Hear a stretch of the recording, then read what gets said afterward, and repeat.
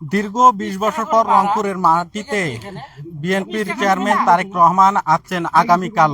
একটু আপনাদেরকে জানিয়ে রাখি, রংপুরে প্রথম শহীদ আবু সাঈদের কবর জিয়ারতের পর রংপুর কালেক্টর ঈদগাহ মাঠে তারেক রহমান আসবেন। এ নিয়ে আনন্দ উল্লাস নেতাকর্মীদের মাঝে ব্যাপক সাড়া দেখা যাচ্ছে। একটু যদি আপনাদেরকে দেখাই, সেই রংপুর কালেক্টর ঈদগাহ মাঠে ইতিমধ্যে যে প্রস্তুতির কার্যক্রম সেটি চলছে।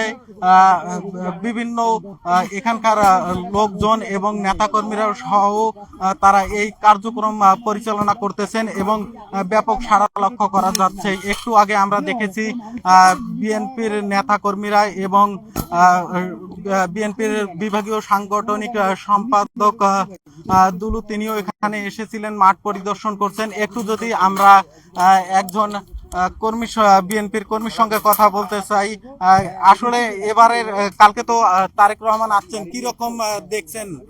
আমাদের এখন তারেক রহমান আমাদের রংপুরের মাটিতে পা রাখার পরে পরে আমাদের রংপুরের জনসাধারণের যে আস্থা, রংপুরের জনসাধারণ অতির আগ্রহে বসে আছে তারেক রহমান কখন আসবে, কখন আমাদেরকে একটা বার্তা দেবে যে ধানের শীষের পক্ষে আমাদের কাজকর্ম। আমাদের নেতাকর্মী জেলা বিএনপি সাইফুল রহমান এবং জেলা মহানগর বিএনপির আহ্বায়ক শামসুজ্জামান শামু ভাই, আমাদের কেন্দ্রীয় যে ৬টি আসন আছে রংপুর জেলায়, আমরা অতপ্রুতভাবে সক্রিয়ভাবে আমরা আছি। আমাদের নিশ্চিত ৬টি আসনে আমরা এই তারেক জিয়া আমাদের রংপুরের মাটিতে পদার্পণ করার পরেই আমরা ইনশাল্লাহ ৬টি আসনেই আমরা জয়যুক্ত হব এবং তারেক জিয়ার জন্য আমাদের অতি আগ্রহে আমাদের নেতাকর্মীরা এবং জনসাধারণ অপেক্ষা করতেছে কখন আমাদের নেতা আমাদের মাঝে আসবে। এই আশায় আমরা বুক পেতে আছি।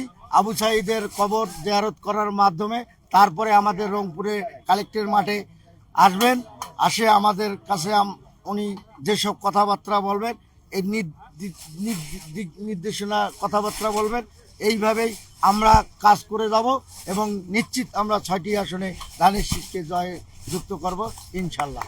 যেমনটি শুনছিলেন, জনাব তারেক রহমান কেন্দ্র করে নেতাকর্মীদের যে ঢল সেটি অবশ্যই হবে। রংপুর বিভাগ থেকে বিভিন্ন নেতাকর্মী সহ সাধারণ মানুষও এই সমাবেশকে সফল করার লক্ষ্যে তারা আসবেন এবং নেতার যে প্রতিশ্রুতি সেটি দেখার চেষ্টা করবেন, কথা শুনবেন এবং অধিক আগ্রহের সেই নেতাকর্মীরা সেই প্রত্যাশা নিয়ে আছেন। একটু যদি আমরা আরেকজনকার সঙ্গে কথা বলতে চাই, আসলে কালকে তো তারেক রহমান আসছেন, কি রকম দেখছেন রংপুর?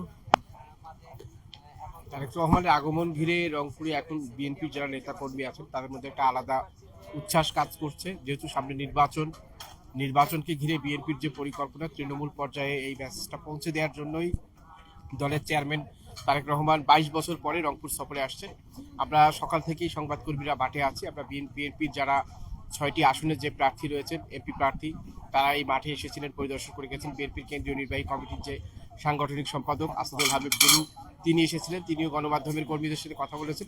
সব মিলে এখন আয়োজন ঘিরে প্রস্তুতি চলছে এবং নেতাকর্মীদের মধ্যে একটা বাড়তি উদ্দীপনা কাজ করছে।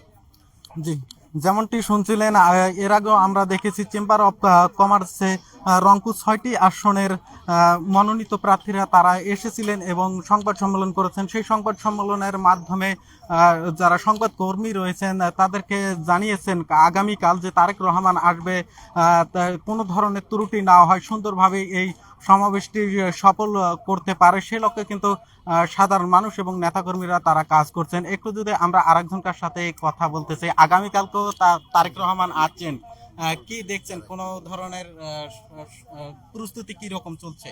প্রস্তুতি তো অনেক ভালো, লক্ষ লক্ষ মানুষ এখানে আসবে আশা করা যায়। সবাই রংপুরবাসী সবাই কামনা যে তারেক রহমান আসবে, আমাদের তিস্তার যে সমস্যা এটা নিয়ে কিছু বলবে। তারপরে রংপুরের অবহেলিত রংপুর, আমাদের রংপুরের উন্নয়নের জন্য কিছু শিল্প কলকারখানা, এগুলো আমরা চাই, রংপুরের মানুষের প্রাণের দাবি। আমরা তো বারবার দেখেছি তিস্তা মহাপরিকল্পনার কথা বিভিন্ন সময়ে বলা হয়েছে, কিন্তু এই তারেক রহমান যদি নির্বাচিত হয় তাহলে কি সম্ভব হবে? অবশ্যই উনি আমরা আশাবাদ ব্যক্ত করছি, আমরা আশা করছি উনি আমাদের জন্য কিছু করবে। তিস্তা নিয়ে অবশ্যই উনি কিছু না, উনি এটা সমাধান করবে। সবাই তো শুধু বলেই যায়, কিন্তু কার্যকর তো আর হয় না কিছু।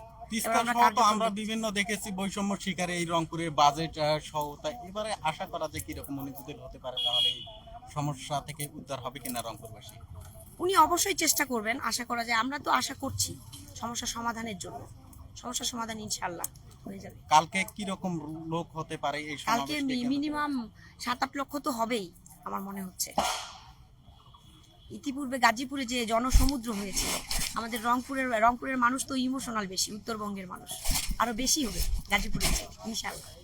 যেমনটি শুনছিলেন, আমরা বিভিন্ন নেতাকর্মী সহ সাধারণ মানুষের সাথে কথা বলবার চেষ্টা করছিলাম, তারাও যেমনটি বলছেন আগামীকাল যে সমাবেশটি রংপুর কালেক্টর ঈদগাহ মাঠে হতে যাচ্ছে, সেই মাঠে লক্ষ লক্ষ মানুষ সমাগম করবে এবং বিএনপির চেয়ারম্যান তারেক রহমানের সেই বার্তা শোনার জন্য অধিক আগ্রহে সেই নেতাকর্মীরা অপেক্ষা করছেন। নিশ্চয়ই দেখতে পাচ্ছেন এই কালকে যে সমাবেশটি কেন্দ্র করে যে মাঠের পরিস্থিতি এবং স্টেজ সেটি কাজ করছে।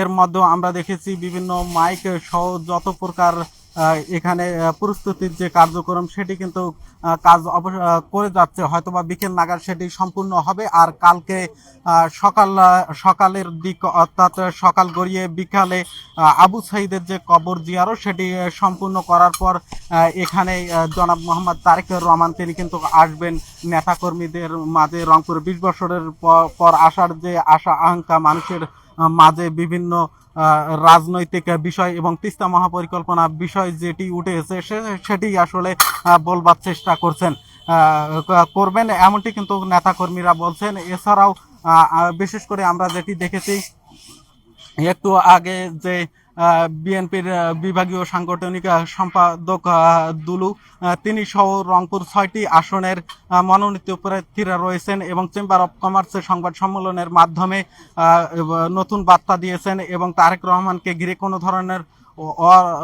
কোনো সহিংসতা না ঘটে সেই লক্ষ্যে কাজ করছেন এবং প্রশাসনও সে ব্যাপারে তৎপর রয়েছেন। এছাড়াও রংপুরের যে দাবি দপা দীর্ঘদিনের পিছিয়ে পড়া অবহেলিত রংপুর অঞ্চলকে কেন্দ্র করে বিভিন্ন ইস্যু নিয়ে কথা হয়েছিল, বিভিন্ন রাজনৈতিক বলেছিলেন, কিন্তু সেটি কোনো কার্যকর হয়নি। তবে বিএনপি যদি হতে পারে তাহলে সেই কাজগুলো করবেন এবং রংপুরবাসীর ভাগ্য বদল করবেন, এমনটি কিন্তু তারা এই সংবাদ সম্মেলনের মাধ্যমে বলেছিলেন। এছাড়াও আমরা আরেকটি বিষয় আপনাদেরকে জানিয়ে রাখি, রংপুর কালেক্টর ঈদগাহ মাঠে আগামীকাল যে তারেক রহমান আসছেন সেটি প্রস্তুতি কার্যক্রম চলছেন। নেতাকর্মীদের পক্ষ থেকে বিভিন্ন জেলা উপজেলা ওয়ার্ড পর্যায়ে বার্তা দেওয়া হচ্ছে। আর প্রশাসনের সঙ্গে আমরা কথা বলেছি, প্রশাসন যেমনটি আমাদেরকে জানিয়েছিলেন কালকের এই দিনটিকে ঘিরে অর্থাৎ তারেক রহমানের আগমনকে ঘিরে সকল ধরনের প্রস্তুতি গ্রহণ করেছেন প্রশাসনিকের পক্ষ থেকে। এই ছিল রংপুর কালেক্টর ঈদগাহ মাঠ থেকে তারেক রহমানের আগমনের সর্বশেষ আপডেট।